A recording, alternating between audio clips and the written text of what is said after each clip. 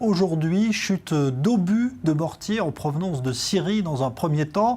Et côté israélien, on ne dénombre pas de victimes, mais il y a eu une réplique de l'artillerie ensuite, artillerie israélienne qui a visé des positions de l'armée syrienne. Et justement, sur ce plateau du Golan, des villages druzes, côté israélien, observent de près ce qui se passe en Syrie. Car les Druzes du Golan sont en effet traditionnellement fidèles à Assad. Ils se sont retrouvés annexés depuis la guerre de Kippour en 1973. Et reportage dans l'un de ces villages de notre envoyé spécial, Mathias Inbar. Obus de mortier, armes lourdes et pilonnage aérien, les combats continuent aux abords du point de passage frontalier de Kounetra.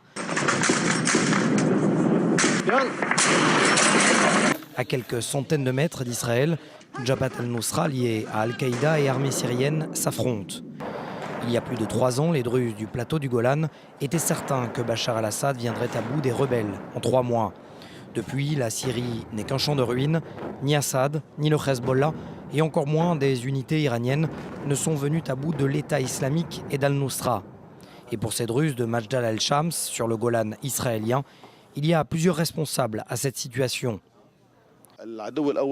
L'ennemi, ce sont Israël et les États-Unis qui ont protégé et donné de l'argent aux djihadistes de l'État islamique et d'Al-Qaïda. Al-Nusra est désormais aux commandes de Kounetra devant les positions israéliennes et onusiennes et personne ne fait rien.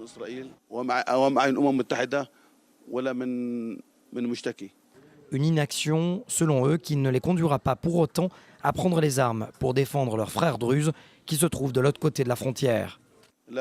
Non, je le redis, l'armée syrienne est remplie d'armes et de soldats prêts à combattre. On vivra et on mourra sur notre terre. Et cela se traduit justement par un soutien sans faille à Bachar al-Assad, l'objectif étant aussi sécuritaire que politique. Ici sur le Golan, on sait que l'armée syrienne est suffisamment puissante et elle n'a pas besoin de nous pour combattre les terroristes. Le régime syrien veut au contraire que nous restions ici pour défendre notre terre, la terre de Bachar al-Assad. À l'image de cette statue, ici à Majdal al-Shams, tout rappelle la Syrie.